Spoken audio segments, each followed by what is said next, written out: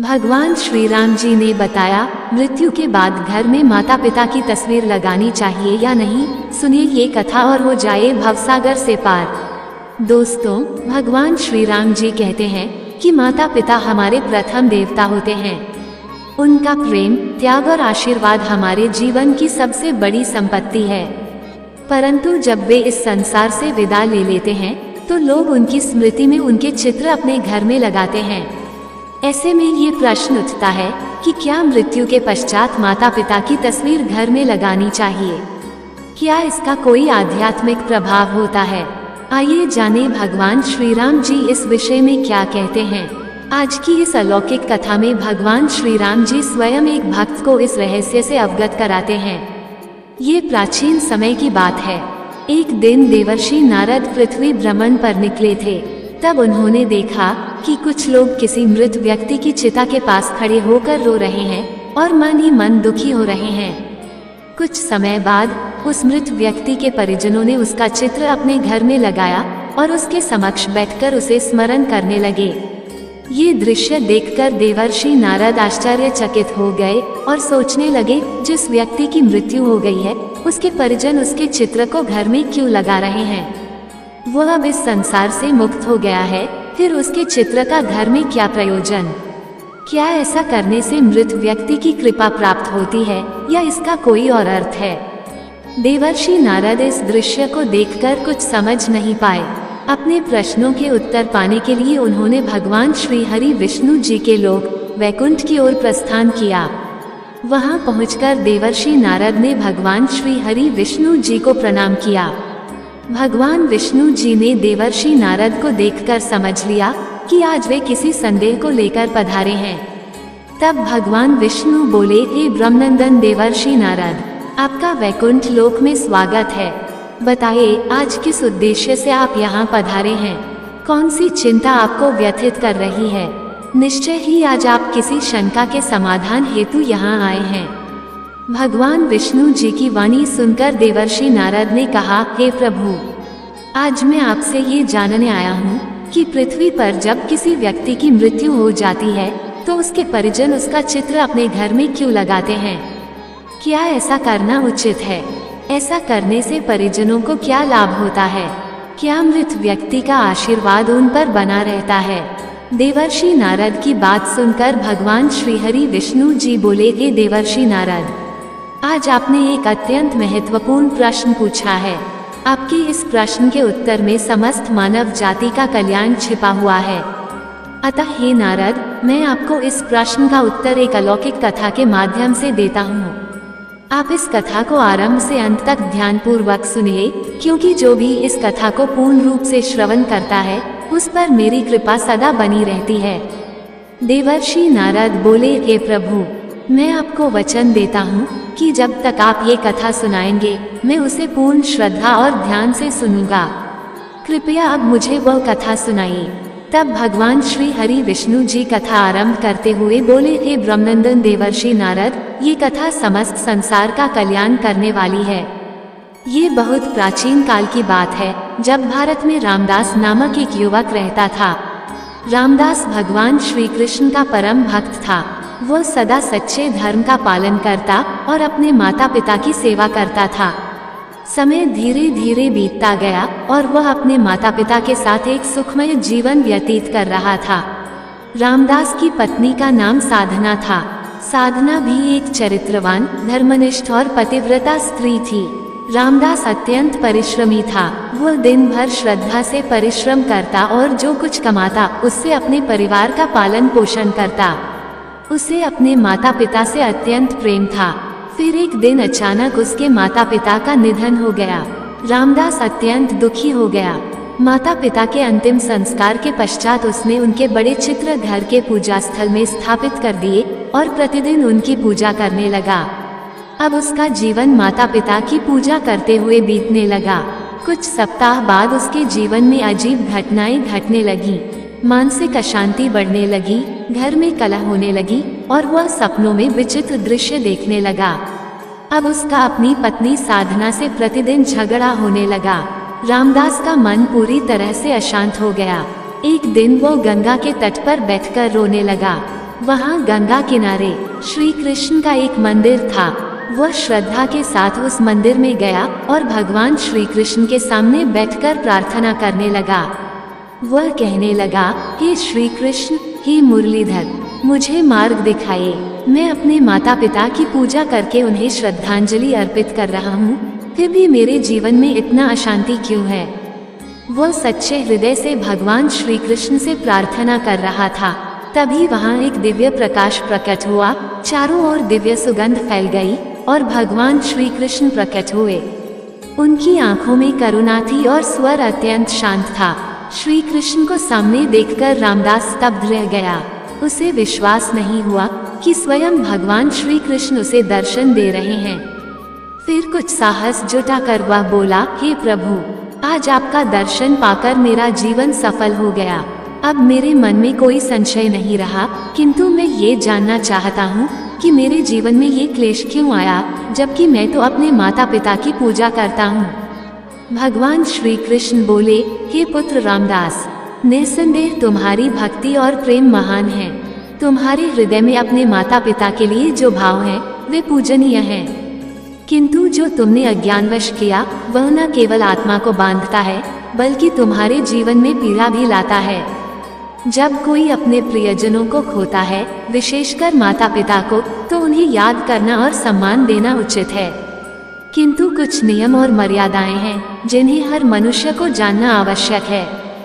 ये पुत्र, जब कोई आत्मा इस शरीर को छोड़ती है तब उसका उद्देश्य होता है अगले जन्म की ओर बढ़ना और उस यात्रा को पूर्ण करना जो ब्रह्मांड ने उसके लिए निर्धारित की है। लेकिन जब हम उस आत्मा के चित्र को पूजा स्थल में रखकर प्रतिदिन दीप जलाते हैं, फूल अर्पित करते हैं, तो ये प्रेम एक बंधन बन जाता है। जो आत्मा आगे बढ़ना चाहती है वह हमारे प्रेम के कारण उसी भावना में अटक जाती है। भक्ति दिखाओ पर उन्हें प्रेम से मुक्त करो। उन्हें बांधो नहीं, उन्हें आशीर्वाद के साथ विदा करो। प्रार्थना करो लेकिन पकड़ो नहीं, क्योंकि सच्चा प्रेम वही है जो आत्मा की मुक्ति चाहता है, न कि उसे अपने मोह में फंसाए। भगवान श्री कृष्ण ने शांत स्वर में कहा, हे पुत्र, ये जानना हर गृहस्थ के लिए आवश्यक है कि जिस स्थान पर भगवान की ऊर्जा होती है, जहाँ मंत्रों की ध्वनि गूंजती है, जहाँ दीपक की ज्योति आत्मा को परमात्मा से जोड़ती है, वहाँ मृत व्यक्तियों के चित्र नहीं लगाए जाते, क्योंकि वह स्थान आत्मा की मुक्ति का केंद्र होता है, न कि बंधन का। जब हम पूजा स्थल में पितरों के चित्र लगाते हैं तो अनजाने में हम दो अलग अलग शक्तियों को एक स्थान पर जोड़ देते हैं। इससे न केवल आत्मा उलझती है बल्कि गृहस्थ जीवन की शांति भी भंग होती है। भगवान का स्थान आत्मा की मुक्ति का केंद्र होता है और पितरों का स्थान स्मृति और श्रद्धा का। अतः इन दोनों को अलग अलग रखना चाहिए।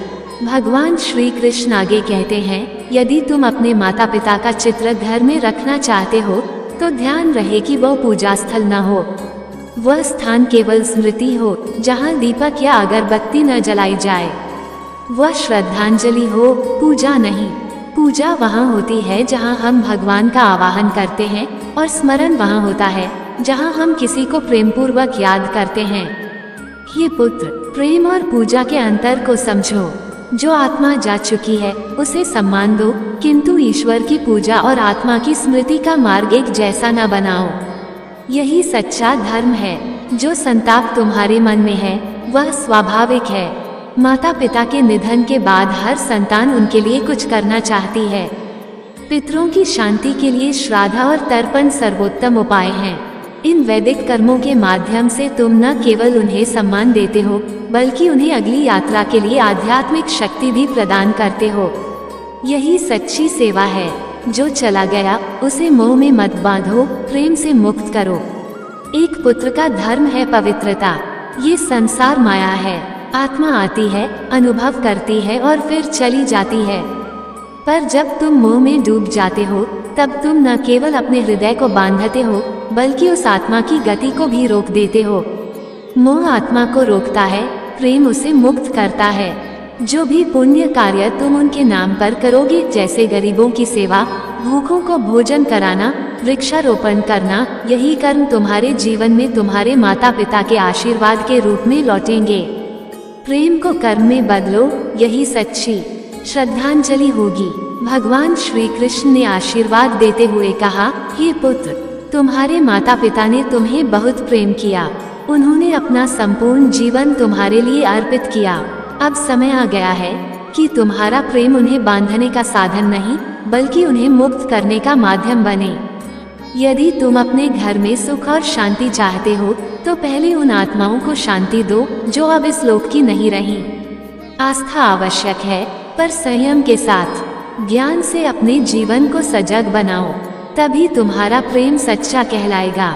इसके पश्चात देवर्षि नारद ने भगवान से पूछा, हे प्रभु, अब मैं जान गया कि मृत व्यक्तियों की तस्वीर रखने का रहस्य क्या है, परंतु मैं ये भी जानना चाहता हूँ कि क्या मनुष्य की मृत्यु के पश्चात उसका पुनर्जन्म होता है? क्या मृत व्यक्ति की आत्मा फिर मनुष्य के रूप में जन्म लेती है या किसी अन्य योनि में जाती है? तब भगवान श्री हरि विष्णु जी बोले, हे देवर्षि नारद, जब आत्मा मृत्यु के बाद नए शरीर में प्रवेश करती है, तब उसे पुनर्जन्म कहा जाता है। ये पुनर्जन्म कब और कैसे होगा, ये कई बातों पर निर्भर करता है। पुनर्जन्म के 3 मुख्य कारण होते हैं। 1. संचित कर्म, पिछले सभी जन्मों के कर्मों का भंडार। 2. प्रारब्ध कर्म, वर्तमान जन्म में जो सुख दुख मिलते हैं वे पूर्व जन्म के कर्मों से निर्धारित होते हैं। 3. क्रियमान कर्म, इस जन्म में जो कर्म किए जाते हैं वे भविष्य के जन्मों को प्रभावित करते हैं। जब मनुष्य मरता है तो उसकी आत्मा तुरंत पुनर्जन्म नहीं लेती। यह आत्मा 3 चरणों से गुजरती है। 1. प्रेत योनि, जहां आत्मा कुछ समय तक शरीर के अभाव को नहीं समझ पाती। 2. यमलोक यात्रा, यमदूत आत्मा को यमराज के पास ले जाते हैं। चित्रगुप्त आत्मा के कर्मों का लेखा जोखा प्रस्तुत करते हैं। 3. निर्णय, यदि पुण्य अधिक होता है तो स्वर्ग या उच्च लोक मिलता है, पाप अधिक हो तो नरक या निम्न योनि मिलती है, और यदि पुण्य पाप समान हो तो मानव जन्म फिर से मिलता है।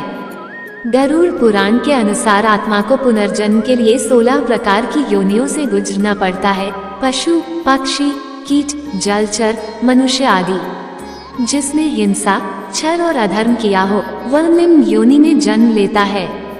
जिसने सेवा, भक्ति और धर्म का पालन किया हो वह दिव्य योनि या पुनः मनुष्य रूप में जन्म पाता है।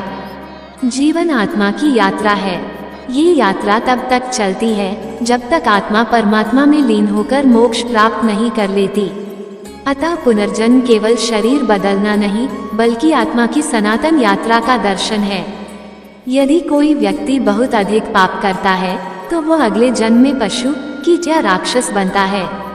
यदि कोई व्यक्ति बहुत अधिक पुण्य करता है तो मृत्यु के पश्चात स्वर्ग को प्राप्त करता है, और यदि कोई व्यक्ति इसके विपरीत आचरण करता है, अर्थात घोर पाप करता है, तो उसे मेरे ही आदेश से नरक में अनेक वर्षों तक कठोर दंड दिया जाता है तथा उसे नरक की भयंकर यंत्रणाएं सहनी पड़ती हैं।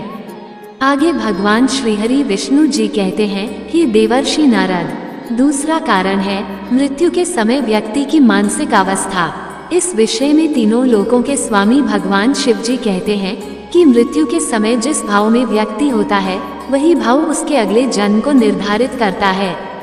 यदि कोई व्यक्ति मृत्यु के समय भगवान का स्मरण करता हुआ अपने प्राण त्यागता है तो वह मोक्ष को प्राप्त करता है, परंतु यदि कोई व्यक्ति सांसारिक इच्छाओं, क्रोध, मोह या काम में डूबा हुआ शरीर त्यागता है तो वह उन्हीं भावों के अनुसार पुनर्जन्म प्राप्त करता है।